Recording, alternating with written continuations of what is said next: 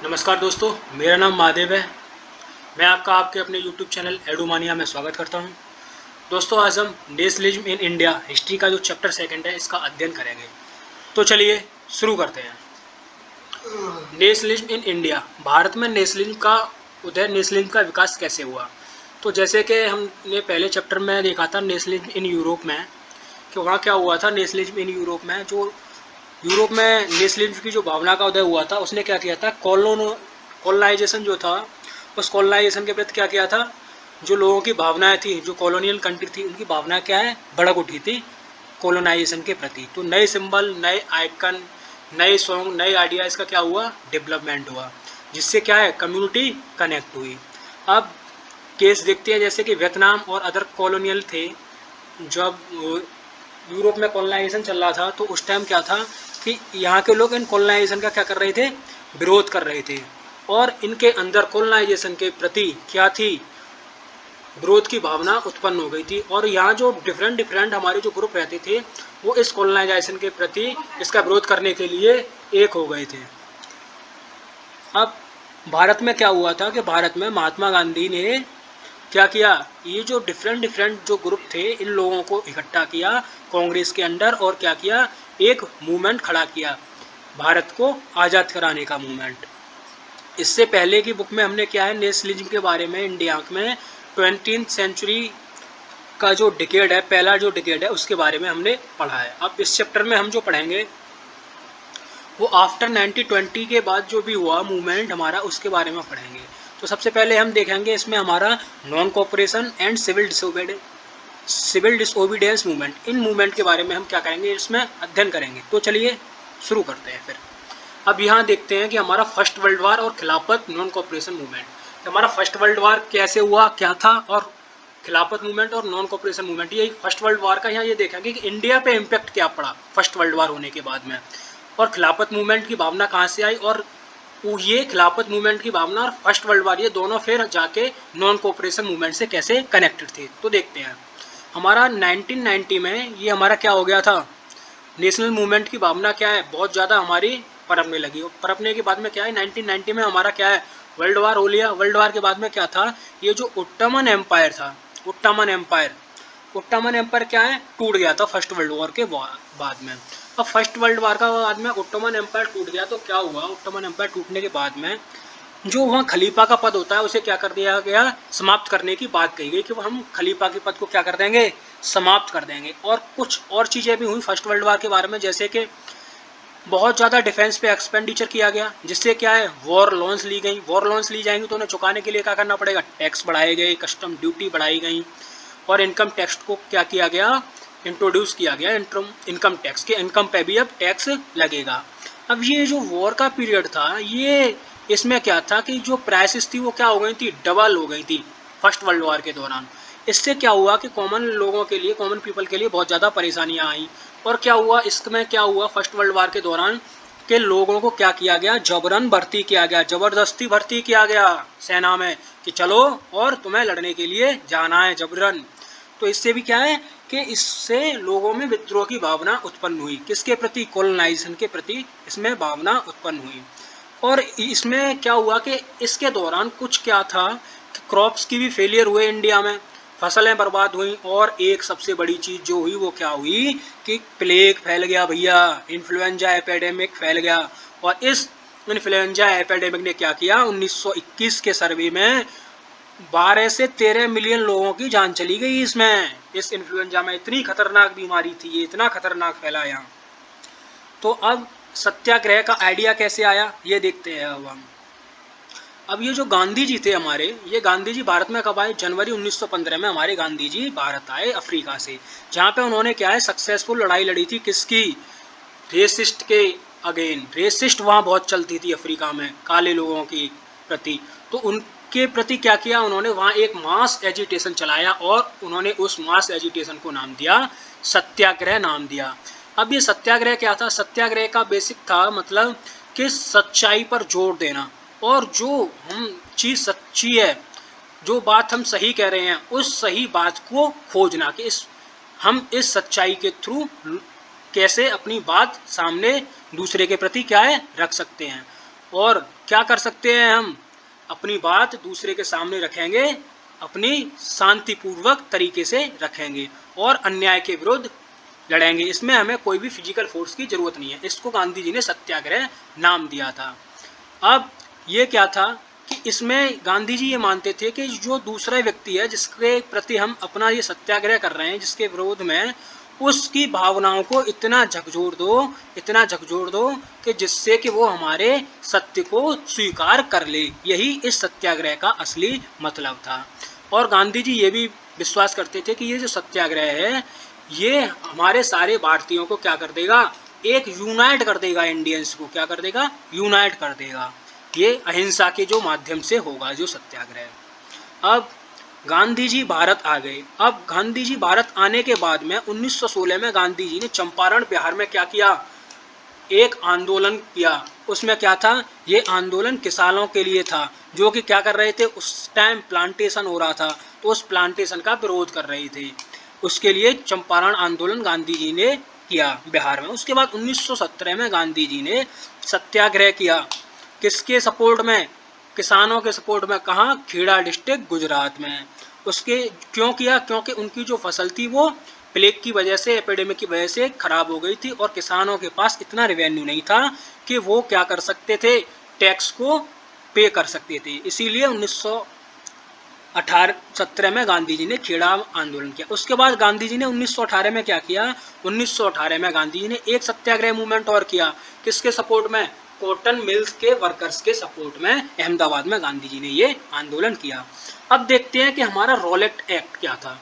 अब हमारा 1919 में गांधी जी ने एक नेशन वाइड सत्याग्रह लॉन्च करने का सोचा। किसके विरोध में, रॉलेट एक्ट के विरोध में, जो 1919 में आया था। इस एक्ट में क्या था कि जो हमारा इंपीरियल लेजिस्लेटिव काउंसिल था, ये इसके विरोध करने के बावजूद, जो या इसमें भारतीय मेंबर थे, उनके विरोध करने के बावजूद भी ये कानून को पारित कर दिया गया। इस कानून को पारित करने के पश्चात क्या था कि जो भी पॉलिटिकल एक्टिविटीज़ थी उन और पॉलिटिकल लीडर थे, पॉलिटिकल प्रिजनर्स थे, उन्हें क्या कर दिया, उन्हें जेल में डालने का आदेश दे दिया गया था इसके तहत। और क्या था, वो 2 साल के लिए जेल में डाल सकते थे विदाउट ट्रेल। उन्हें ये भी नहीं बताया जाएगा कि उनका क्या जुर्म है। इससे क्या था कि जो हबीस कॉर्पस राइट था, जो कि क्या था, पार्लियामेंट का, डेमोक्रेसी का आधार था, वो आधार खत्म हो गया था। इसके विरोध में गांधी जी ने रॉलेट सत्याग्रह, गांधी जी ने शुरू किया रॉलेट सत्याग्रह। अब क्या था कि इसमें क्या किया गया, रैलीज निकाली गई वेरियस सिटीज में। वर्कर्स क्या पहुंच गए, स्ट्राइक पे पहुंच के, रेलवे वर्कशॉप बंद कर दी गई। उसके साथ ही बहुत ज़्यादा क्या किया गया, जो टेलीग्राफ की लाइन थी, रेलवे लाइन्स थी, इनको बहुत ज़्यादा नुकसान पहुंचाया गया। इसके बाद लोकल लीडर्स ने भी इसे पिकअप कर लिया अमृतसर में। और क्या था कि महात्मा गांधी जी को क्या कर दिया गया, दिल्ली आने से रोक लगा दी गई, उन पर दिल्ली आने से उन पर पाबंदी लगा दी गई रॉलेट एक्ट में।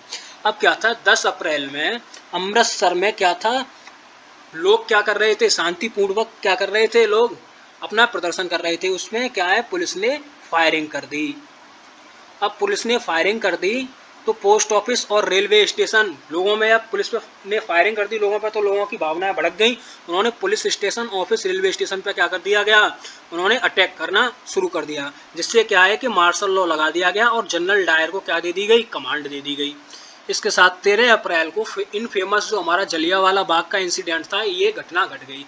इस दिन क्या था कि लोग हमारे आए हुए थे अमृतसर में, क्या बैसाखी का मेला लग रहा था, उसको अटेंड करने के लिए। और बहुत सारे लोग आए हुए थे इसका, रॉलेट एक्ट का कानून का विरोध करने के लिए। लेकिन उनको ये नहीं पता था कि बहुत सारे लोगों को कि मार्शल लॉ लगा हुआ है। तो जनरल डायर ने क्या किया कि एंट्री का जो एरिया था उसे क्या कर दिया, ब्लॉक कर दिया। और एंट्री का एरिया था उसको और ब्लॉक जो कर दिया, ठीक है। और एग्जिट पॉइंट से उन पर क्या कर दिया, अपनी फौज, पुलिस को क्या कर दिया, फौज को तैनात कर दिया। और जो वहाँ क्राउड इकट्ठा थी उस पर क्या कर दिया गया, ओपन फायरिंग शुरू कर दी, जिसमें बहुत सारे लोग मारे गए। उसका ऑब्जेक्ट ये था, उसने बाद में ये डिक्लेयर किया कि एक मोरल इफेक्ट को प्रोड्यूस करना था, जिससे कि लोगों के दिमाग में डर की भावना पैदा वो कर सके। इसीलिए उसने वो गोली चलवाई थी। अब क्या था कि जलियांवाला बाग का जब हत्याकांड हुआ, इसने क्या था, इसके विरोध में सड़कों पर बहुत ज़्यादा भीड़ इकट्ठा शुरू हो गई होना। किसके लिए? ब्रिटिश गवर्नमेंट का विरोध करने के लिए। बहुत ज़्यादा स्ट्राइक्स हुई पुलिस के बीच और लोगों के बीच, क्या होने लगे, क्लैश होना शुरू हो गए, गवर्नमेंट बिल्डिंग्स को अटैक किया गया। उसका क्या था कि गवर्नमेंट ने क्या है, ब्रूटल क्या किया, रिप्रेशन किया। गवर्नमेंट ने इस विद्रोह को पूरी तरह से दबा दिया। बहुत ज़्यादा मर्मम तरीके से इस विद्रोह को दबाया गया, लोगों को ह्यूमिलेट किया गया, टॉर्चर किया गया और सत्याग्रहियों को क्या किया गया, उनकी ज़मीन पर नाक रगड़ने के लिए उन्हें मजबूर किया गया और उन्हें सल्यूट करने को विवश किया गया उन लोगों को। और उसके साथ ही जैसे कि जो गुंजर वाला गांव है पंजाब में, इसके लोगों, यहाँ के लोगों पर क्या किया गया, छोटी छोटी बॉम्बें क्या की गई, बरसाई गई इनके ऊपर। अब ये इतनी वॉयलेंस देख के महात्मा गांधी ने क्या किया, ये रॉलेट सत्याग्रह अपना वापस ले लिया। अब रॉलेट सत्याग्रह क्या था हमारा, जब वाइड स्प्रेड मूवमेंट था तो ये बहुत ज़्यादा सिटीज़ में तो फैल गया था और टाउन्स में फैल गया था, लेकिन ये उतना ज़्यादा नहीं फैला था, ये मास लेवल पर नहीं फैल पाया था क्योंकि इससे गाँव के लोग ज़्यादा जुड़ नहीं पाए थे। अब महात्मा गांधी ने ये फील किया कि अब कोई अगला जो मूवमेंट लेके आए वो उसे बड़े स्तर पे उस मूवमेंट को लेके आए वो। इसीलिए वो क्या कर रहे थे, वो हिंदू और मुस्लिम को ऑर्गेनाइज करना चाहते थे, क्योंकि बड़ा मूवमेंट इकट्ठा करने के लिए इन दोनों को ऑर्गेनाइज करना जरूरी था। तो इसीलिए उन्होंने ये सोचा, उस टाइम खिलाफत इशू भी चल रहा था, क्योंकि फर्स्ट वर्ल्ड वॉर के बारे में ओटोमन टर्की की हार हो गई थी और खलीफा के पद को क्या कर दिया गया था, समाप्त किया जा रहा था। तो गांधी जी ने सोचा कि इनकी भावनाओं को, दोनों की भावनाओं को मिला लिया जाए तो क्या कर लिया जाएगा, वो एक बड़ा मूवमेंट खड़ा कर सकती है। तो इसीलिए मुस्लिम लीडर्स जो खिलाफत मूवमेंट कर रहे थे उस टाइम, मोहम्मद अली और शौकत अली, इन दोनों ने क्या कर दिया, महात्मा गांधी से डिस्कशन शुरू कर दिया। किसके लिए डिस्कशन शुरू कर दिया, ये जो अब नया मूवमेंट होगा नॉन कोऑपरेशन मूवमेंट, इसके लिए। तो अब इन दोनों के लिए डिमांड्स अलग थी, लेकिन क्या था, वो विरोध करना चाह रहे थे, किसका, ब्रिटिश गवर्नमेंट का विरोध करना चाह रहे थे। इसलिए ये दोनों क्या है, एक प्लेटफॉर्म पे आ गए। कलकत्ता के सेशन में, कांग्रेस के कलकत्ता के सेशन में 1920 के में क्या है कि कुछ लीडर्स जो कांग्रेस के विरोध कर रहे थे वो भी, और जो इसके सपोर्ट में थे, वो दोनों ने मीटिंग की और इसको, जो इनका जो सत्याग्रह था, ये नॉन कोऑपरेशन मूवमेंट और खिलाफत मूवमेंट, इन दोनों को कंबाइन कर लिया गया और नॉन कोऑपरेशन मूवमेंट को शुरू करने का फैसला लिया गया 1920 में कलकत्ता सेशन में। ठीक है, इसके बाद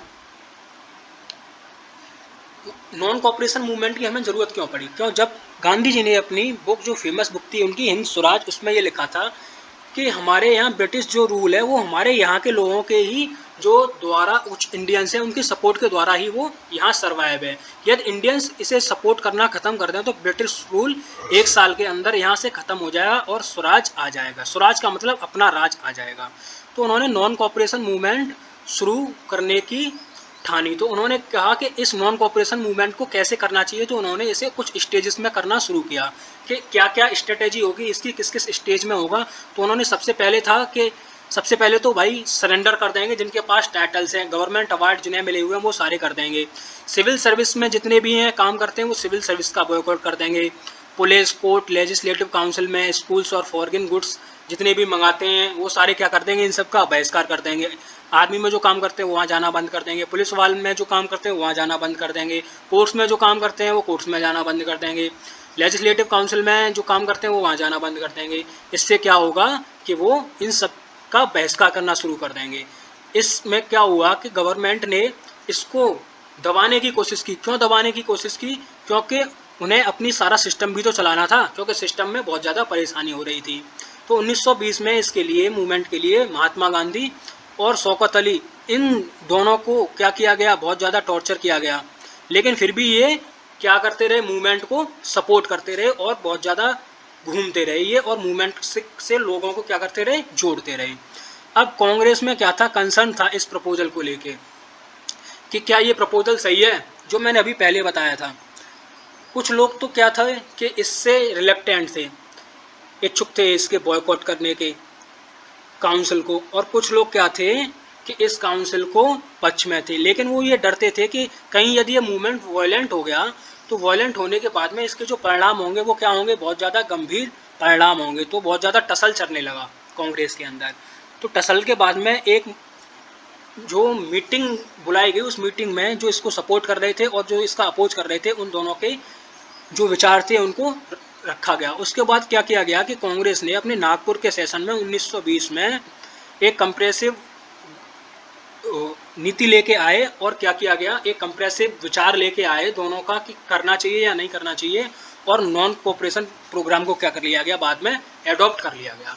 इसके साथ ही क्या ये जो मूवमेंट था, ये मूवमेंट कैसे अनफोल्ड किया गया, इसमें किस किस ने पार्टिसिपेट किया, कौन कौन से डिफरेंट सोशल ग्रुप थे और उनका इसमें पार्टिसिपेशन करने का क्या उनका उद्देश्य था, अब ये सब हम जानते हैं।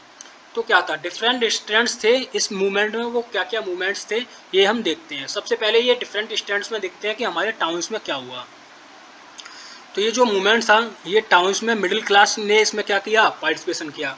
इसके साथ ही स्टूडेंट्स ने क्या कर दिए, स्कूल में जाना छोड़ दिया, हेडमास्टर ने, टीचर्स ने अपनी रिजाइनिंग दे दी, लॉयर्स ने अपनी लीगल प्रैक्टिस छोड़ दी, काउंसिल में जो इलेक्शन हुए थे उन्होंने क्या कर दिया, बॉयकॉट कर दिया। लेकिन मद्रास के प्रोविनेंस में कुछ अलग हुआ। यहाँ पे जो जस्टिस पार्टी थी, जो क्या थी, नॉन ब्राह्मण्स की पार्टी थी, उसने क्या किया कि उसने काउंसिल में वोटिंग करना शुरू कर दिया, क्योंकि वो ये सोचते थे कि इससे वो अपने आप को बेहतर कर सकते हैं, अपनी स्थिति को सुधार सकते हैं।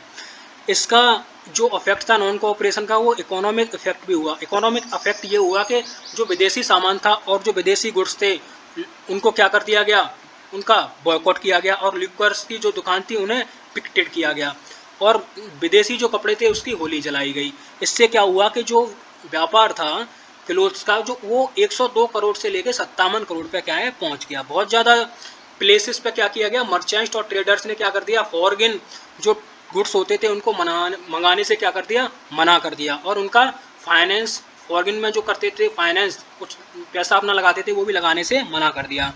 ये मूवमेंट बहुत ज़्यादा वाइड स्प्रेड में फैल गया। वाइड स्प्रेड फैलने के बाद में ये मूवमेंट धीरे धीरे क्या हो गया, ये मूवमेंट धीरे धीरे बाद में कम होना शुरू हो गया। कम होना क्यों शुरू हो गया, क्योंकि खादी का जो कपड़ा था वो बहुत ज़्यादा एक्सपेंसिव था। किसके कंपैरिजन में, जो इंग्लैंड से कपड़ा आता था मिल से बन के, उसके कंपैरिजन में, और यहाँ मिल से जो बनता था कपड़ा उसके कंपैरिजन में, वो उससे मीट नहीं कर पाया उसकी प्राइस से। इसीलिए क्या था कि सिटीज़ में जो गरीब लोग रहते थे वो उसको इतना अफोर्ड नहीं कर पा रहे थे, ये भी एक इसमें प्रॉब्लम थी। और इसके बाद जो इंस्टीट्यूशंस को छोड़ दिया गया था लोग बच्चों के द्वारा, स्कूल्स को, उनके लिए अल्टरनेटिव स्कूल्स नहीं बनाए गए और इंस्टीट्यूशंस नहीं बनाए गए, लेकिन इसलिए उन्हें फिर वापस जो ब्रिटिशर्स के द्वारा बनाए गए थे उसी में जाना पड़ा। और उसके साथ ही गवर्नमेंट जो वर्कर्स थे उनको भी उन्हीं गवर्नमेंट इंस्टीट्यूशंस में अपने वापस जाना पड़ा। अब ये जो रिवेलियन हुए थे इसमें कंट्री साइड्स में, वो कहाँ का रिवेलियन हुआ, कैसे कैसे हुए, जैसे कि नॉन कोऑपरेशन मूवमेंट जब कंट्री साइड में फैला, तो ये क्या था कि ये जो स्ट्रगल था, पीजेंट्स और कुछ ट्राइबल ग्रुप्स ने भी इसमें क्या लिया, हिस्सा लिया, जो डिफरेंट पार्ट्स ऑफ इंडिया में थे। और after the year of war, जैसे कि अवध में क्या था, ये मूवमेंट शुरू किया गया बाबा रामचंद्र के द्वारा। एक सन्यासी थे जो क्या थे, फिजी में भी एक आइडेंटर्ड वर्क लेबरर के रूप में क्या कर चुके थे, काम कर चुके थे फिजी में।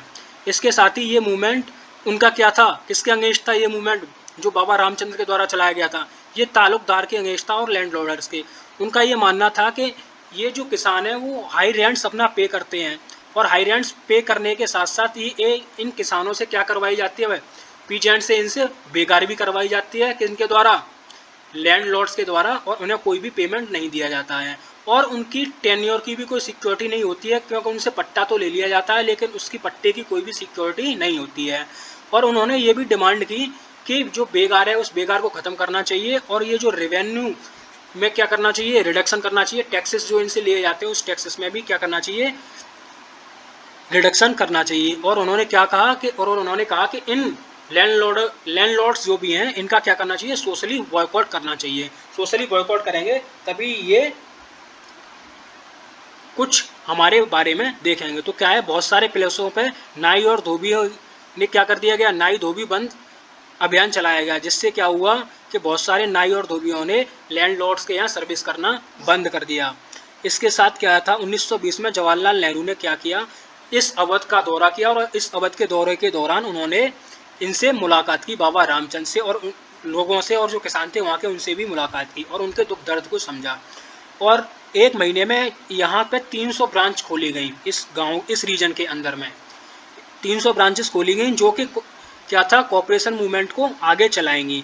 जैसे ही कॉपरेशन मूवमेंट शुरू हुआ तो इन्होंने क्या था, ये जो पीजेंट्स थे इन्होंने क्या करना शुरू कर दिया, अपना आंदोलन करना शुरू कर दिया। लेकिन ये जो पीजेंट्स थे ये कांग्रेस की जो लीडरशिप थी वो इनसे सहमत नहीं थी, वो इनसे खुश नहीं थी। वो कांग्रेस की लीडरशिप क्यों खुश नहीं थी? क्योंकि उनको ताल्लुकदारों से भी और मर्चेंट से भी इस पर अटैक होता था। क्यों अटैक होता था? क्योंकि ताल्लुकदार और जो मर्चेंट्स थे उनको जो रॉ मटेरियल मिलता था वो इन्हीं से मिलता था, और रॉ मटेरियल जब इनसे मिलेगा तो पैसे वो क्या देते थे? कांग्रेस को देते थे। क्या करने के लिए? अपने मूवमेंट्स को चलाने के लिए। तो इसीलिए वो उस तबके को भी क्या करना चाहती थी? खुश करना चाहती थी, उससे भी कट होना नहीं चाहती थी। इसीलिए कांग्रेस ने इनको ज़्यादा क्या नहीं दिया? सहयोग नहीं दिया। तो क्या है कि जो जब मूवमेंट चला है यहाँ, तो क्या ताल्लुकदारों और जो मर्चेंट थे इन पर अटैक किया गया, बाजार लूटे गए, जो भी स्टॉक था अनाज का वो क्या किया गया? वो लूट लिया गया, उस पर अपना कब्जा कर लिया गया। किसके द्वारा? पीजेंट्स किसानों के द्वारा। और जो लोकल किसान थे, लोकल पीजेंट्स थे, उन्होंने ये कहा कि गांधी जी ने ये कह दिया है कि अब कोई भी टैक्स पे करने की ज़रूरत नहीं है, और ये सारी जितनी भी ज़मीन है वो गरीबों में बांट दी जाएगी। और महात्मा गांधी के नाम का अपने हिसाब से अपनी इच्छाओं को पूरा करने के लिए फ़ायदा उठाया गया। अब जो ट्राइबल पीजेंट्स थे उन्होंने क्या किया कि गांधी जी का जो मैसेज था, स्वराज का मैसेज था, इसको दूसरे तरीके से लिया।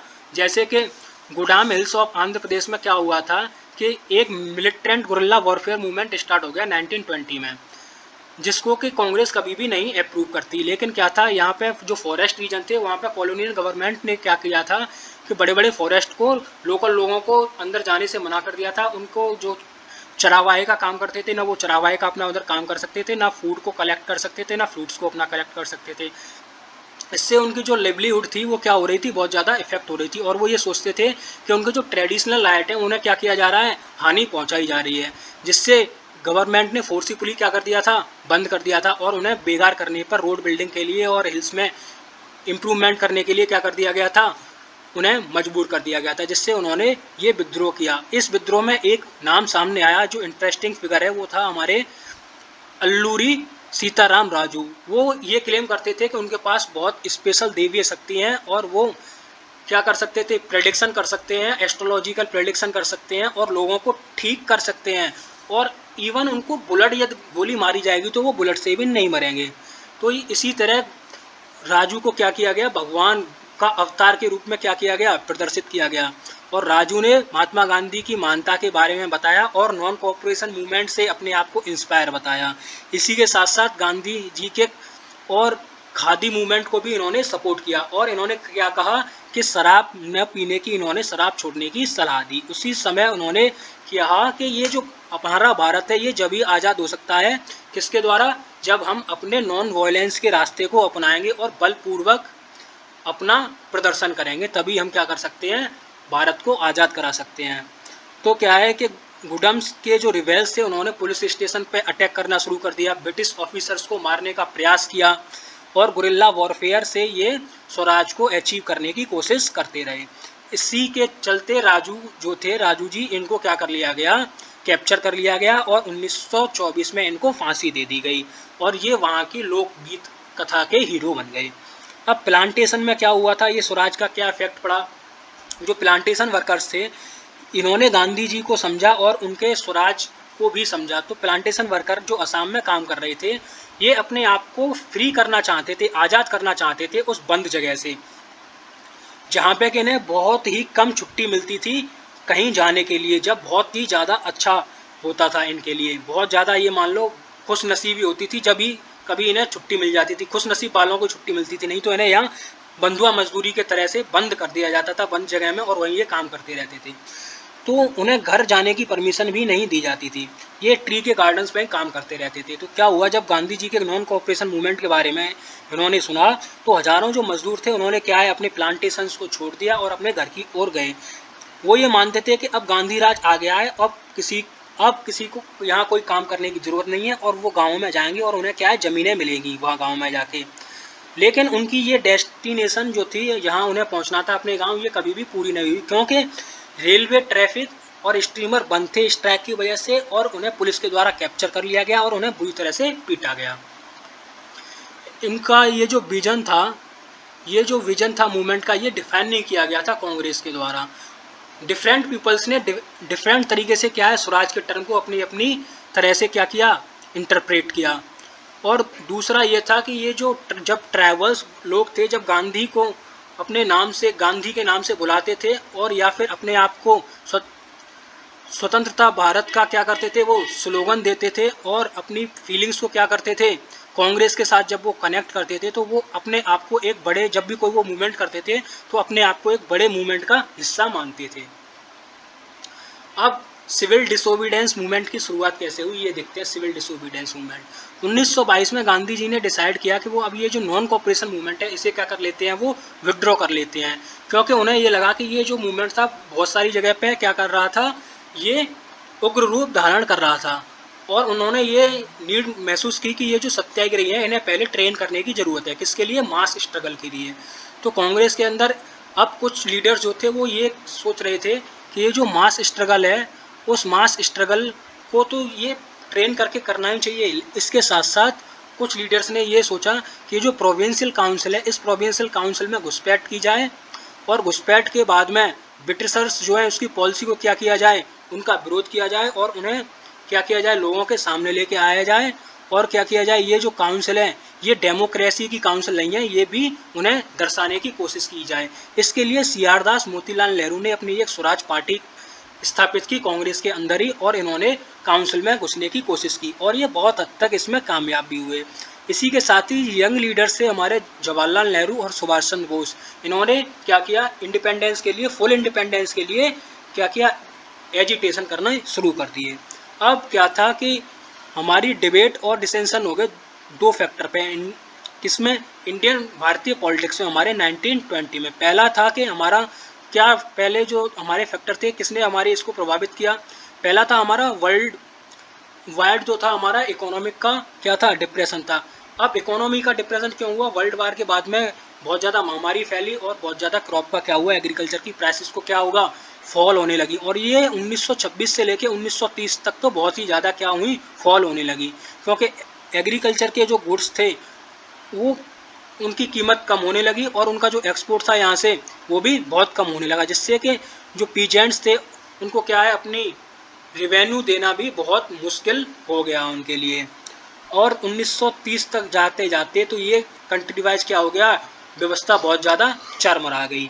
अब क्या था कि ये जो ब्रिटेन में जो गवर्नमेंट थी, नई ट्रॉय गवर्नमेंट थी, उसने यहाँ की कंडीशन को देखने के लिए एक कमीशन भेजा, सर जॉन के अंडर में उन्होंने यहाँ एक कमीशन भेजा। अब ये कमीशन इसलिए भेजा गया था कि ये जो नेशनल मूवमेंट चल रहे हैं इनकी फंक्शनिंग को देखना और यहाँ पे कॉन्स्टिट्यूशनल सिस्टम क्या है, इंडिया के अंदर कॉन्स्टिट्यूशनल सिस्टम की हालात क्या है, इसको देखने के लिए ये भेजा और उसमें क्या क्या सजेशन देने चाहिए उसको, कमीशन को, जिससे कि चेंजेस उसमें लेके आए जाएँ। तो लेकिन इसमें समस्या ये थी कि इसमें कोई भी भारतीय मेंबर नहीं था।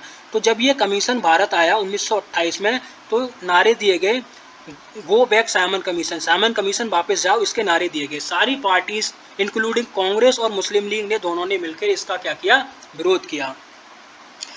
और इस विरोध के चलते हुए क्या था, बहुत सारे क्या हुए, प्रदर्शन हुए यहाँ। अब क्या था कि इसके एफर्ट में लोगों को जीतने के लिए लॉर्ड जो इरविन थे उन्होंने अक्टूबर 1929 में ये अनाउंस कर दिया कि हम भारत को क्या है, एक डोमिनेंट स्टेटस का दर्जा देंगे।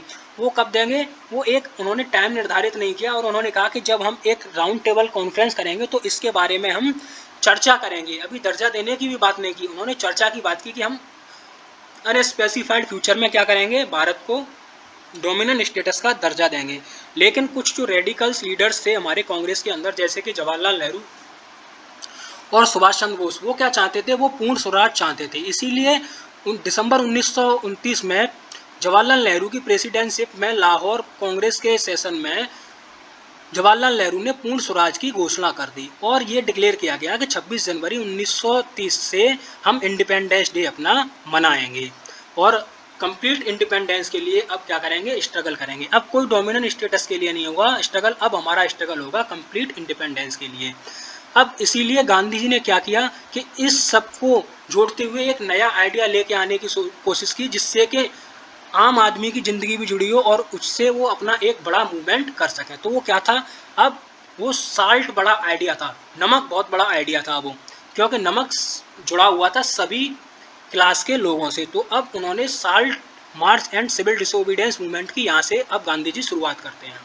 अब महात्मा गांधी ने ये पाया कि अब हमें क्या करना चाहिए, एक बहुत बड़ा सिंबल लेके आना चाहिए जिससे कि लोग क्या कर सकें, अपने आप को यूनाइट कर सकें। तो 31 जनवरी 1930 को उन्होंने एक लेटर भेजा, किसको, वायसराय इरविन को उन्होंने लेटर भेजा, और उसमें उन्होंने गांधी जी ने 11 डिमांड की, जिसमें से वो कुछ जनरल डिमांड थी और कुछ स्पेसिफिक डिमांड थी। और ये जो डिमांड थी ये इंडस्ट्रियलिस्ट से लेके और पीजेंट्स सबको क्या करती थी, डिफरेंट क्लास के लोगों को जोड़ती थी।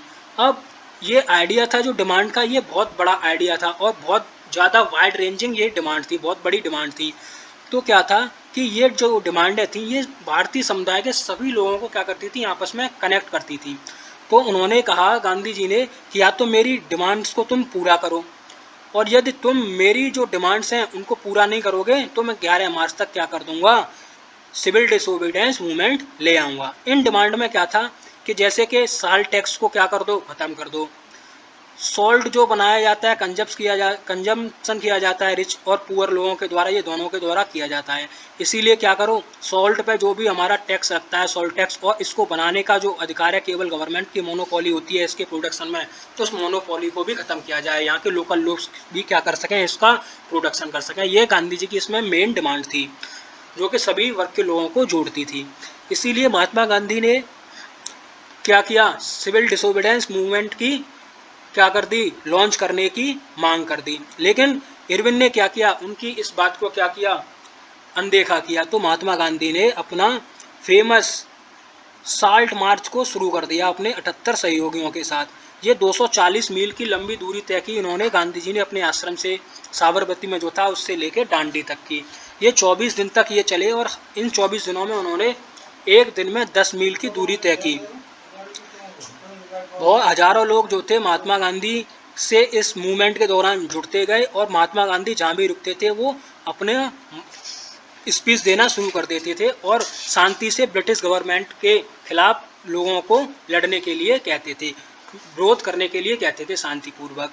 शुरुआत में जो सिविल डिसोबीडियंस मूवमेंट था ये बहुत अच्छा चला, लेकिन क्या ये सिविल डिसोबीडियंस मूवमेंट ये हमारा किस तरह से डिफरेंट था नॉन कोऑपरेशन मूवमेंट से, तो ये इसमें क्या था, लोगों को केवल रिफ्यूज, ये इस तरह से डिफरेंट था कि इसमें लोगों को रिफ्यूज करने के लिए ही नहीं कहा गया कि तुम क्या करो, ब्रिटिश गवर्नमेंट को रिफ्यूज ही नहीं करो, इसके साथ साथ जो कॉलोनियल रूल बनाए हुए हैं उन रूल को तोड़ने के लिए भी कहा गया। ये इसमें डिफरेंट बात थी कि क्या करना है, जो कॉलोनियल रूल बने हुए हैं उन रूल्स को क्या करो, तोड़ना शुरू कर दो। अब जो डिफरेंट पार्ट्स ऑफ कंट्री थे उसमें साल्ट लॉ का क्या किया गया, विरोध किया। साल्ट लॉ का क्या किया गया, तोड़ा गया डिफरेंट पार्ट्स में, और उसके साथ साथ मैन्युफैक्चर किया गया साल्ट्स को। और गवर्नमेंट फैक्ट्री क्या थी, जो हमारी साल्ट की फैक्ट्री थी उन फैक्ट्रियों को क्या किया गया, गवर्नमेंट फैक्ट्री उनके सामने इसको डिमॉन्स्ट्रेट भी किया गया। अब इसके साथ ही क्या किया गया कि जो फॉरेन क्लोथ थे उसको बॉयकॉट किया गया, लीकर की दुकान को पिकेट किया गया, पीजेंट से अपना रिवेन्यू जो था वो पे करने से मना कर दिया, और ये जो हमारा टैक्स लगता था, चौकीदारी टैक्स लगता था, वो भी देने से मना कर दिया। विलेज ऑफिशियल्स ने रिजाइन कर दिया विलेजेस से, और बहुत सारे प्लेसेस पे क्या है, जो लोग थे जिन्हें जंगलों में जाने की इजाज़त नहीं थी उन्होंने जंगलों में जाना शुरू कर दिया, रिजर्व फॉरेस्ट में जाना शुरू कर दिया, और वहाँ से कलेक्ट करना, वुड कलेक्ट करना शुरू कर दिया, और अपने पशुओं को वहाँ चराना शुरू कर दिया। ये सारे लॉज जो कॉलोनियल रूल थे उन्हें क्या तोड़ना शुरू कर दिया। इसके साथ क्या था, कुछ डेवलपमेंट्स की वरीड भी थी, जैसे कॉलोनियल गवर्नमेंट ने क्या किया, कांग्रेस लीडर्स की क्या कर दी, अब गिरफ्तारी शुरू कर दी एक एक करके। ये वॉयलेंट क्लैश होने लगे बहुत सी जगहों पर, बहुत सी जगहों पे आपसी क्या होने लगे, क्लैश होने लगे बहुत सी जगहों पे।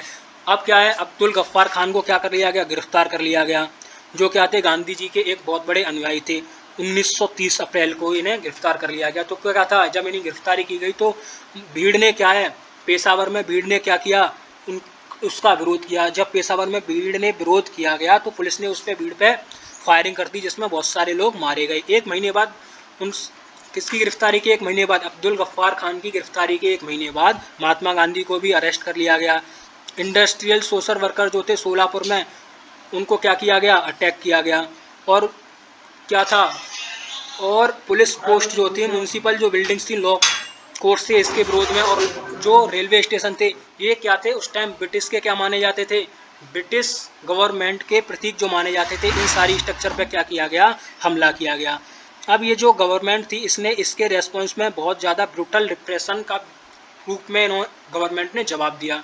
तो क्या था, इसने जो पीसफुल सत्याग्रही थे उन पर अटैक किया गया, वुमेन चिल्ड्रनों को इसमें पीटा गया और करीबन 1 लाख लोगों को क्या कर लिया गया, गिरफ्तार कर लिया गया। ऐसी सिचुएशन को देखते हुए महात्मा गांधी ने क्या है, एक बार फिर से अपने इस मूवमेंट को क्या कर लिया, वापस ले लिया और इरविन से 5 मार्च 1931 को एक दूसरा पैक्ट करने के लिए ये राजी हो गए, जिसे गांधी इरविन पैक्ट के नाम से हम जानते हैं। ये कब हुआ हमारा, ये हमारा हुआ था राउंड टेबल कॉन्फ्रेंस में, सेकंड राउंड टेबल कॉन्फ्रेंस में, क्योंकि फर्स्ट राउंड टेबल कॉन्फ्रेंस में तो कांग्रेस ने हिस्सा ही नहीं लिया था। अब गांधी जी लंदन गए इस कॉन्फ्रेंस में हिस्सा लेने के लिए, लेकिन ये जो नेगोशिएशन थी ये टूट गई और गांधी जी वापस डिसअपॉइंटेड भारत आए। लेकिन जब ये भारत आए तो इन्होंने देखा कि यहाँ पे बहुत ज़्यादा चेंज हो चुके थे और रिप्रेशन की जो प्रक्रिया थी वो नई रिप्रेशन की प्रक्रिया शुरू हो गई थी। जैसे गफ्फार खान और जवाहरलाल नेहरू को दोनों को जेल में डाल दिया गया था, कांग्रेस को यहाँ पे बैन कर दिया गया था, इलीगल कर दिया गया था घोषित यहाँ पे, और बहुत सारे मेजर्स जो है वो लिए गए थे। क्या थे, मीटिंग्स को, जैसे कि जो विरोध की मीटिंग्स थी उनको बंद करने के लिए बहुत सारे मेजर्स लिए गए थे, डेमोन्स्ट्रेशन और बॉयकॉट को बंद करने के लिए। इसके साथ गांधी जी ने क्या है कि अपना दोबारा से जो सिविल डिसोबीडियंस मूवमेंट था इसे क्या कर दिया, रीलॉन्च कर दिया। ये मूवमेंट 1 साल तक तो ये चला, लेकिन 1934 में इसने अपने मोमेंटम को खो दिया। अब ये देखते हैं कि कैसे इस मूवमेंट में पार्टिसिपेंट्स जो थे उन्होंने कैसे कैसे इसमें पार्टिसिपेट किया इस मूवमेंट में। तो देखते हैं कि जो डिफरेंट सोशल ग्रुप्स थे उन्होंने सिविल डिसोबीडिएंट मूवमेंट में पार्टिसिपेट किया। अब उन्होंने क्यों इस मूवमेंट को ज्वाइन किया, क्या उनके आइडियाज़ थे, उनके लिए स्वराज का क्या मतलब था, ये सारी चीज़ें हम देखते हैं। जैसे कि कंट्री साइड में हमारे जो रिच पीजेंट्स कम्युनिटी थी, जैसे कि पाटीदार गुजरात में, जाट उत्तर प्रदेश में, ये क्या थे, बहुत एक्टिव थे इस मूवमेंट में। ये क्यों एक्टिव थे, क्योंकि इनकी जो कॉमर्शियल क्रॉप्स थी ये बहुत ज़्यादा क्या करते थे, उसका प्रोडक्शन करते थे। लेकिन इस टाइम क्या था, प्राइसेस बहुत कम चल रही थी, रेट वैसे भी डाउन चल रहे थे, ट्रेड का डिप्रेशन चल रहा था, तो इनको ये बहुत ज़्यादा परेशानी हो रही थी। इनको उतनी इनकम हो नहीं पा रही थी जितना वो टैक्स पे कर रहे थे, गवर्नमेंट टैक्स को रिवेन्यू की जो डिमांड कर रही थी उतना ये क्या नहीं कर पा रहे थे, उतना प्रोड्यूस ही नहीं कर पा रहे, तो वो टैक्स कहाँ से देते। तो इसीलिए उन्होंने गवर्नमेंट को क्या है, रिवेन्यू को रिड्यूस करने की अपनी डिमांड की और उन्होंने अपना ये जो मूवमेंट जो चलाया वो अपने इस जो रिवेन्यू था उसको रिड्यूस करने के लिए चलाया।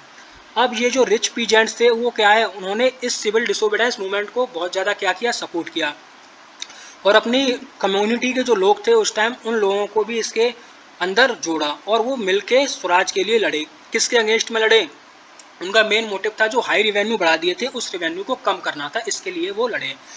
अब ये जो मूवमेंट था 1931 में क्या कर लिया गया, गांधी जी ने सिचुएशन देखी बहुत ज़्यादा बिगड़ रही है तो गांधी जी ने क्या कर लिया, वापस कर लिया। जिससे क्या था कि जो रिवेन्यू के जो रेट्स थे उन्हें रिवाइज अभी तक किया नहीं गया था, जिससे कि ये जो किसान थे उन्होंने 1932 में जो नया मूवमेंट शुरू हो रहा था उसमें पार्टिसिपेट करने से मना कर दिया, क्योंकि गांधी जी के द्वारा 1931 में मूवमेंट को वापस लेने से वो लोग खुश नहीं थे।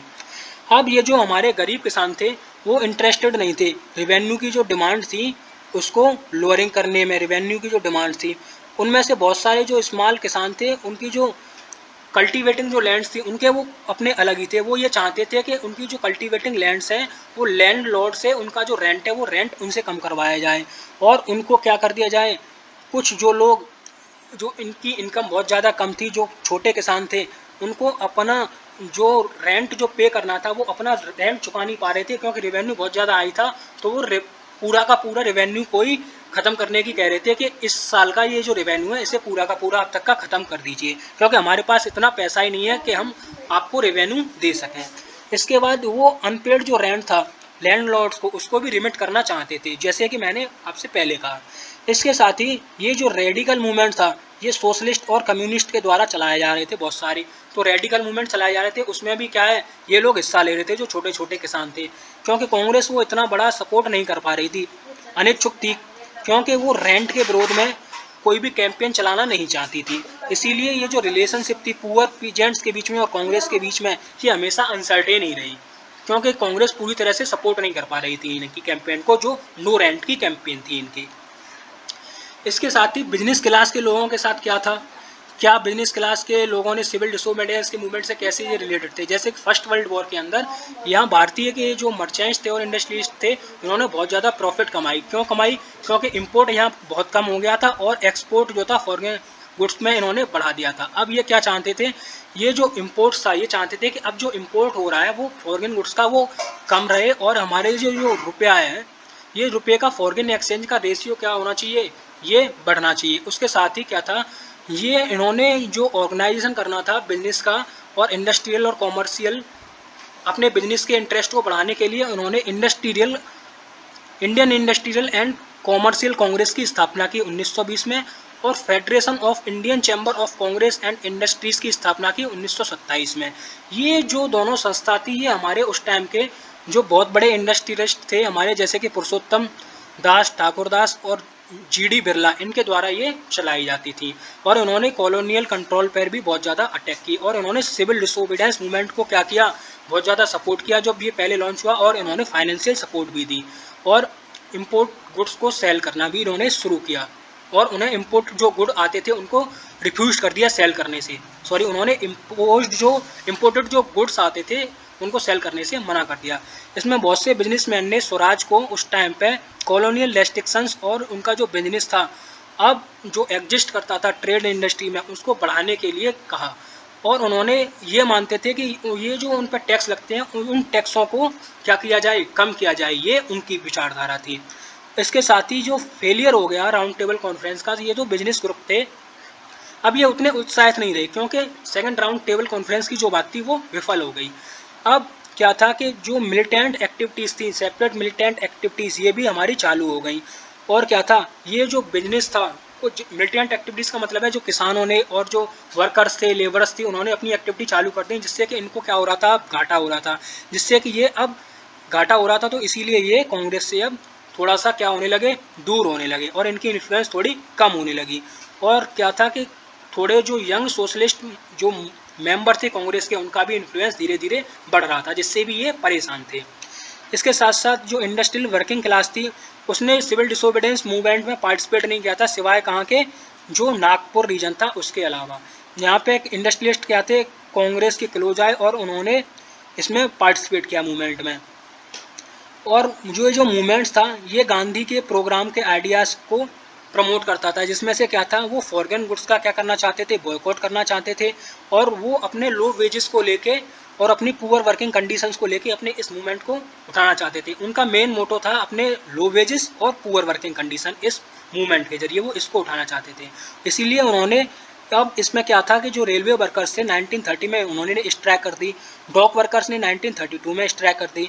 1930 में क्या था, 1000 वर्कर थे जो हमारे टिन माइंस में काम करते थे, वो गांधी जी के कैप पहन के उन्होंने प्रोटेस्ट में हिस्सा लिया और बॉयकॉट करना शुरू कर दिया। बॉयकॉट कैंपेन को क्या है उसमें पार्टिसिपेट करना शुरू कर दिया। अब जो कांग्रेस थी वो इन वर्कर्स की जो डिमांड थी, वो स्ट्रगल की जो डिमांड थी इस प्रोग्राम को, वो उतना क्या नहीं कर पा रही थी। ये तो इसमें शामिल हो रहे थे लेकिन वो उसको इतना सपोर्ट नहीं कर पा रही थी क्योंकि वो इंडस्ट्रियलिस्ट से उन्हें कांग्रेस को पैसा मिल रहा था, वो उनको भी खुश रखना चाहती थी, उनसे भी जुड़ा रहना चाहती थी और जो कि वो किस्में थी जो कि उस पैसे को वो इंपीरियल फोर्सेस के विरुद्ध लगाना चाहती थी, इसीलिए वो इनकी डिमांड को नहीं उठा पा रहे थे। ये जो वर्कर्स थे इनकी डिमांड को उतना उठा नहीं पा रहे थे क्योंकि उन्हें जो इंडस्ट्रियलिस्ट थे उनसे पैसा मिलता था अपने मूवमेंट्स को चलाने के लिए। इसके साथ ही इम्पोर्टेंट फीचर था हमारा सिविल डिसोबीडियंस मूवमेंट का, ये था कि लार्ज पार्टिसिपेशन ऑफ वुमेन्स ने इसमें क्या लिया था, भाग लिया था। जब साल्ट मूवमेंट हुआ तो हजारों औरतों ने क्या किया, घर से बाहर आई और गांधी जी को सुना और उन्होंने प्रोटेस्ट में क्या किया, भाग लिया और साल्ट को अपने घर में बनाया और फॉर्गन क्लॉथ और लिक्वर की सोप का इन्होंने विरोध किया। बहुत सी इनमें से औरतें क्या है, जेल में गई। इसके साथ ही जो अर्बन एरियाज़ थे इसमें हाई कास्ट की औरतों ने भाग लिया, रूरल एरियाज़ में जो रिच पीजेंट्स थे उनकी महिलाओं ने भाग लिया। लेकिन ये जो गांधी जी थे इन्होंने औरतों को ये बताया कि औरतों का जो मुख्य काम होता है वो उनकी ड्यूटी जो वुमेन की होती है वो घर की देखभाल करना होती है, एक अच्छी माँ बनना होती है और एक अच्छी पत्नी बनना होती है। ये इसी भावना के कारण ये जो था बहुत लंबे समय तक कांग्रेस के अंदर किसी भी बड़े पद पर कोई भी महिला को चाहकर भी बड़े पद पर नहीं लेके आ सके। तो ये भी एक थोड़ा सा एक अच्छा प्रतीक नहीं मान सकते हो आप। अब देखते हैं कि हमारी लिमिट्स क्या थी इस सिविल डिसोबीडियंस मूवमेंट की। अब हमारा ये जो सिविल डिसोबीडियंस मूवमेंट था, ये हमारे सारे सोशल ग्रुप्स के द्वारा क्या किया गया था, चलाया गया था। लेकिन इसमें क्या था, क्या सारे सोशल ग्रुप्स ने इसमें इसके कंसेप्ट को एक करके लिया? नहीं, इसमें सारे सोशल ग्रुप्स ने नहीं भाग लिया था, ना तो सारे सोशल ग्रुप्स ने भाग लिया था। और इसका जो मुख्य एक जो रीजन, मुख्य जो समाज की धारा थी, उसके जो लोग थे, उन्होंने इसमें भाग नहीं लिया था, जिन्हें हम आज के टाइम में SC ST कहते हैं। अब ये जो ग्रुप था, ये इसमें अनटचेबिलिटी की भावनाएं उस टाइम बहुत ज़्यादा फैली हुई थी। तो इसी के कारण इन्होंने इसमें क्या था, इन्होंने इस मूवमेंट में भाग नहीं लिया। इसके साथ ही कांग्रेस ने बहुत लंबे समय से दलितों को इग्नोर भी कर रखा था, क्योंकि वो डरते थे किससे, सनातनियों से डरते थे। हाई कास्ट के जो हिंदूज थे उनसे क्या थे, वो डरते थे, क्योंकि इसके कारण वो उन्हें छोड़ नहीं दे कांग्रेस को, इसीलिए उन्होंने दलितों को बहुत टाइम से क्या कर रखा था, इग्नोर कर रखा था। लेकिन महात्मा गांधी ने जब अपने स्वराज को लेके आए तो उन्होंने अनटचेबिलिटी की भावना को क्या किया कि उन्होंने हटाने का प्रयास किया, जो कि सैकड़ों सालों से नहीं हटी थी। उन्होंने अनटचेबल्स को क्या कहना शुरू किया, गांधी जी ने हरिजन कहना शुरू किया। हरिजन यानी कि भगवान की संतान उन्होंने कहना शुरू किया। इसके साथ ही उन्होंने उन्हें मंदिरों में जाने के लिए पब्लिक प्लेसेस में, पब्लिक प्लेसेस यानी वेल्स, टैंक्स, रोड्स, स्कूल, इनमें जाने की इजाज़त भी देने के लिए कहा उन्होंने। और इसी के लिए गांधी जी ने अपने आप को भी टॉयलेट के सफाई के काम में अपने आप को भी लगा दिया, जिससे कि उनकी जो डिग्निटी थी वो बढ़ जाए। और अपर कास्ट के लोगों से भी ये कहना शुरू किया कि उनको अपने माइंड को, अपने हार्ट को क्या करें, बदलें, और ये जो अनटचेबिलिटी की भावना है, ये पाप की भावना है, इसे वो ख़त्म कर दें। बहुत ज़्यादा जो दलित लीडर थे, उन्होंने क्या कहा, उन्होंने ये किया कि उन्होंने अपने आप को इसका सॉल्यूशन निकालने के लिए अपने खुद के अलग कम्युनिटी के ऑर्गेनाइजेशन बनाना शुरू कर दिए और अपनी रिजर्व सीटों की मांग शुरू कर दी और एक सेपरेट इलेक्टोरेट बनाने की मांग शुरू कर दी लेजिस्लेटिव काउंसिल के लिए। अब ये जो पॉलिटिकल ये एम्पावरमेंट था, वो ये सोचते थे कि जब उनका पॉलिटिकल एम्पावरमेंट होगा तो उससे उनकी जो समस्याएं हैं सोशल डिसेबिलिटी की, वो सॉल्व हो जाएंगी। इसीलिए दलित ने सिविल डिसोबीडियंस मूवमेंट में इतना ज़्यादा पार्टिसिपेशन नहीं लिया था।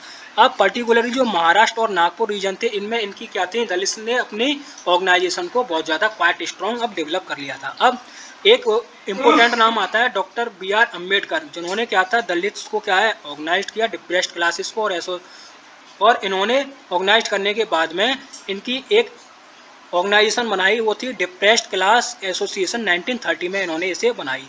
अब इनका क्लैश हो गया महात्मा गांधी के साथ सेकंड राउंड टेबल कॉन्फ्रेंस में, क्योंकि ये डिमांड कर रहे थे सेपरेट इलेक्टोरेट्स की दलित के लिए। जब ब्रिटिश गवर्नमेंट ने इस डिमांड को कंसीड कर लिया तो गांधी जी ने क्या है कि ये अपने अनटू डेथ फास्ट पर गांधी जी चले गए। अब जब unto death Gandhi ji fast पर चले गए तो क्या थे, ये जो सेपरेट इलेक्टोरेट था, ये जो दलित की मांग कर रहे थे, तो इससे क्या था कि गांधी जी और अम्बेडकर के बीच में एक पैक्ट साइन करवाया गया, जो पूना पैक्ट के नाम से विख्यात है। 1932 में ये पूना पैक्ट साइन किया गया। इसमें क्या था कि जो डिप्रेस्ड क्लास थी हमारी, बाद में जिसे हम शेड्यूल कास्ट के नाम से जानते हैं, उनके लिए प्रोविंशियल में और सेंट्रल लेजिस्लेटिव काउंसिल में सीट्स को रिजर्व कर दिया गया। अब वो, लेकिन जो वोट का, इलेक्टोरेट का वोट था, वो हमारा वोटिंग की सिस्टम जो रखा है इनके लिए, वो जनरल सिस्टम रखा गया, वोटिंग का सिस्टम। अब ये जो दलित मूवमेंट थे, ये इन्होंने क्या है कि ज़्यादा लेकिन योगदान नहीं दिया, लेकिन फिर भी अब थोड़ा बहुत योगदान देने लगे। इसमें से अब कुछ जो मुस्लिम पॉलिटिकल ऑर्गेनाइजेशन थे भारत में, जिनका के एक बहुत बड़ा हिस्सा था, उन्होंने क्या था, क्योंकि खिलाफत मूवमेंट के बाद में कोई अलाइनमेंट नहीं हुआ था कांग्रेस के साथ में, तो उन्होंने इस नॉन कॉपरेशन मूवमेंट में क्या था, सिविल डिसोबीडियंस जो मूवमेंट था, इसमें ज़्यादा भाग नहीं लिया, क्योंकि एक बहुत बड़ा तबका जो था वो इसमें से भाग नहीं लेना चाह रहा था। क्यों भाग नहीं लेना चाह रहा था, क्योंकि इसमें हिंदुओं की रिलीजियस जो नेशनल ग्रुप थे, जैसे हिंदू महासभा, इसकी प्रेजेंस कांग्रेस के अंदर ज़्यादा बढ़ रही थी। अब जो हिंदू और मुस्लिम थे, बहुत ज़्यादा क्लैशेस होने लगे रहे थे, बहुत ज़्यादा प्लेसेस पे। तो क्लैशेस की वजह से क्या हो रहा था कि जब क्लैशेस हो रहे थे तो दूरियां इन दोनों कम्युनिटीज़ में क्या हो रही थी, बढ़ रही थी। कांग्रेस और मुस्लिम लीग ने क्या किया, अपने आप बहुत ज़्यादा एफर्ट किए अपने आप को एक अलायंस में लेके आने के लिए, इसलिए उन्होंने 1927 में एक अलायंस भी किया। लेकिन ये जो अलायंस था ये एक दूसरे को लेके आने के लिए था, लेकिन इसमें भी बहुत ज़्यादा परेशानियाँ थी। अब ये जो इम्पोर्टेंट यहाँ पे ये जो डिफरेंस थे, ये क्वेश्चन थे कि ये जो फ्यूचर में असेंबली के चुनाव आएंगे, इस असेंबली के चुनाव में कितना कितना किसका रिप्रेजेंटेशन रहेगा। तो मोहम्मद अली जिन्ना जो कि मुस्लिम लीग के एक बहुत बड़े लीडर थे, उन्होंने ये डिमांड की कि सेपरेट इलेक्टोरेट लेके आया जाए मुस्लिम्स के लिए, और उनकी सेंट्रल असेंबली में उनका रिप्रेजेंटेशन बढ़ाया जाए, और जो प्रोपोर्शन है उनका वो भी बढ़ाया जाना चाहिए, और रिप्रेजेंटेशन जो है उनकी पॉपुलेशन का वो जो उनके लीडर्स हैं उनकी जनता के ही द्वारा किया जाना चाहिए, मुस्लिम जनता के ही द्वारा, मुस्लिम वोटर, मुस्लिम जो खड़े होंगे रिप्रेजेंटेटिव, उनका चुनाव किया जाना चाहिए। और ये जो मुस्लिम डोमिनेंट स्टेट हैं जैसे कि बंगाल और पंजाब, उनमें ऐसा किया जाना चाहिए। अब ये जो नेगोशिएशन का क्वेश्चन था रिप्रेजेंटेशन का, ये चलता रहा, लेकिन जब ऑल पार्टी कॉन्फ्रेंस हुई 1928 में, जिसमें कि हमारे मिस्टर M.R. जयकर जो थे, उन्होंने क्या था, हिंदू महासभा में इसका जो कंप्रोमाइज़ होने जा रहा था कि नेगोशिएशन कर लेते हैं इस रिप्रेजेंटेशन का, इसका बहुत ज़्यादा विरोध किया, जिसके कारण ये कभी भी कंप्रोमाइज़ हो नहीं पाया। और जब सिविल डिसोबीडियंस मूवमेंट स्टार्ट हुआ तो ये एक ऐसा एटमॉस्फेयर हो गया कि कम्युनिटीज़ में क्या हो गया, डिस्ट्रस्ट बढ़ गया, और ये कांग्रेस जो है लार्ज सेक्शन ऑफ मुस्लिम्स को क्या नहीं कर पाई, ये अलाइन नहीं कर पाई, जिससे कि ये जो स्ट्रगल था उसमें उतनी आसानी नहीं हुई, क्योंकि ये यूनाइट नहीं कर पाए थे, इसीलिए एक बहुत बड़ा तबका इस मूवमेंट से दूर रहा। अब वो ये डरते थे कि ये जो हमारी कल्चरल आइडेंटिटी है माइनॉरिटीज़ की, ये हमारी सबमर्ज्ड होके क्या हो जाएगी, ये हमारी ये जो मुस्लिम को क्या फियर था कि ये जो उनकी जो कल्चर और आइडेंटिटी है माइनॉरिटीज़ के रूप में, ये कहीं हिंदू की डोमिनेशन मेजॉरिटी के रूप में कहीं उनकी ख़त्म नहीं हो जाए, ये उनको डर था मुस्लिम्स को। तो फिर आगे देखते हैं क्या था। अब ये सेंस ऑफ कलेक्टिव बिलोंगिंग है, ये कैसे शुरू हुआ sense of collective belonging.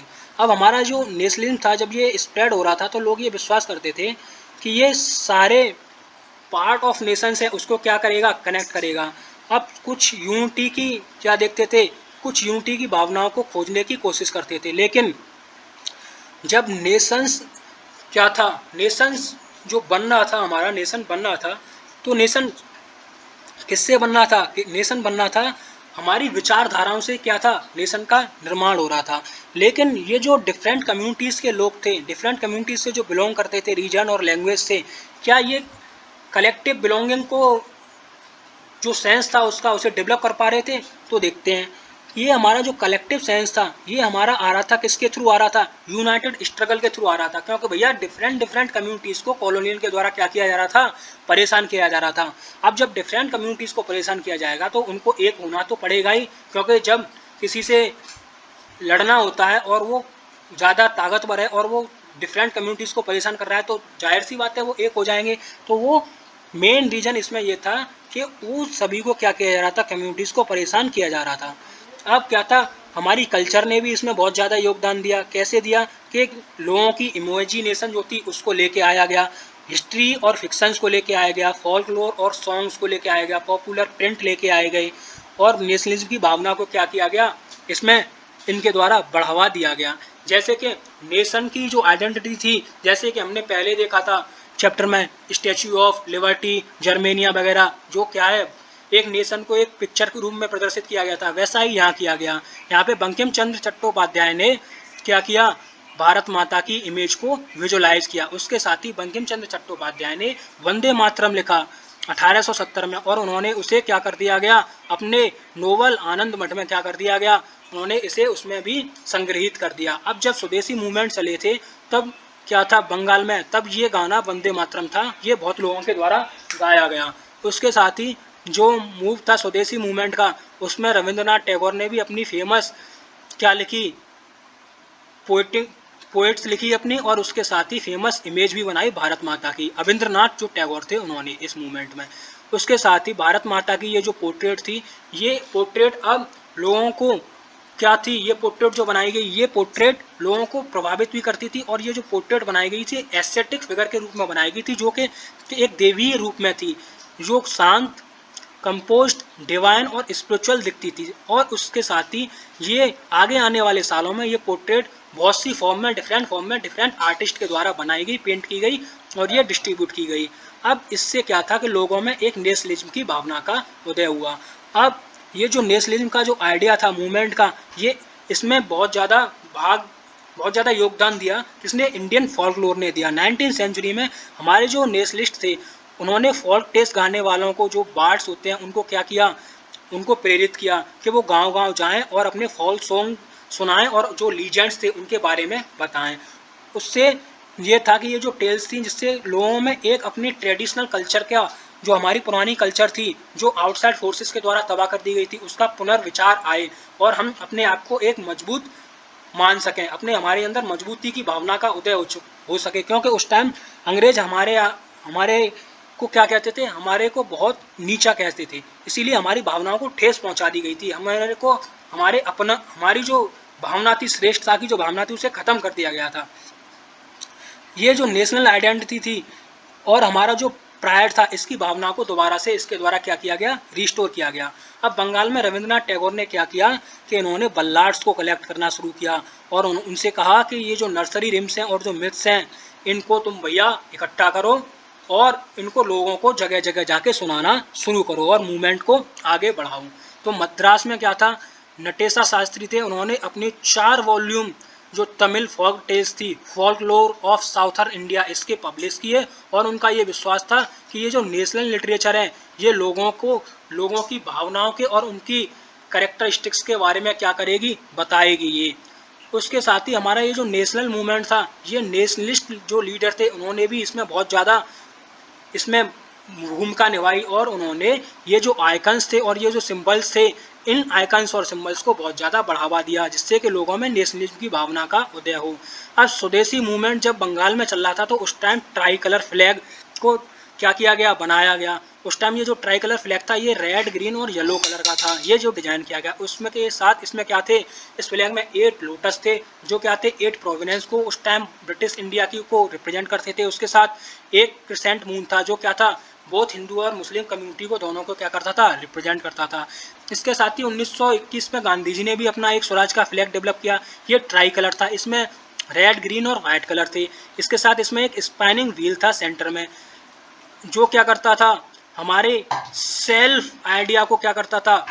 Represent करता था। उसके साथ ये जो फ्लैग था, इसमें क्या था? ये जो फ्लैग था, इस फ्लैग को क्या है लेके जाने में, मूवमेंट में लेके जाने में लोग क्या महसूस करते थे? अपने आप को जब मार्च में जाते थे, वो अपने आप को सिंबल ऑफ डिफेंस के रूप में ऐसे होल्ड करके लेके जाते थे। अब दूसरा था कि हमारी ये जो नेशनलिज्म की भावना थी, इसमें क्या किया गया? हमारी जो हिस्ट्री थी उसको क्या किया गया? री इंटरप्रेट किया गया। हमारी जो 19वीं सेंचुरी की में क्या किया गया? बहुत सारे इंडियंस के द्वारा अपने जो प्राइड की फीलिंग्स थी, अपनी इंडियन हिस्ट्री थी, जो कि हमारी पुरानी हिस्ट्री थी, उसको क्या किया गया? दोबारा रिवाइव किया गया।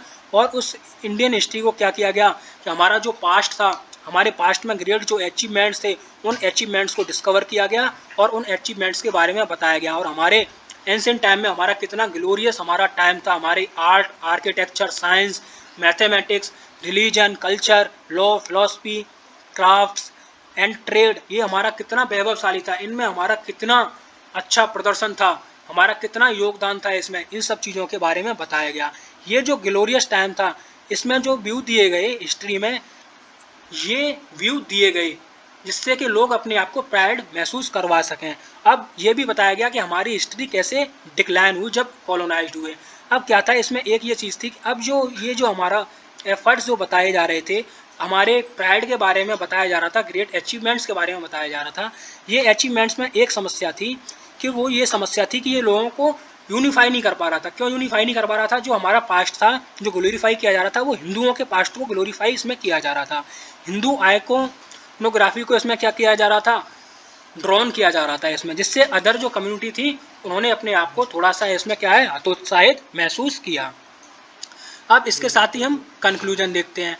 अब ये जो हमारा ग्रोइंग एंगर था कॉलोनियल गवर्नमेंट के विरोध में, ये हमारा क्या था? दिन प्रतिदिन क्या हो रहा था? बढ़ रहा था और बहुत ज़्यादा क्लैशेस हो रहे थे और कॉमन पीपल स्ट्रगल कर रहा था किसमें? फर्स्ट हाफ सेंचुरी में, 20th की में, जिससे कि वो अपने आप को आज़ाद महसूस कराना चाहते थे। कांग्रेस के अंदर महात्मा गांधी ने हमारे क्या है बहुत ज़्यादा प्रयास किया लोगों को इकट्ठा करने का, उनके दुखों को महसूस करने का और इंडिपेंडेंस मूवमेंट को ऑर्गेनाइज करने में बहुत बड़ी भूमिका निभाई।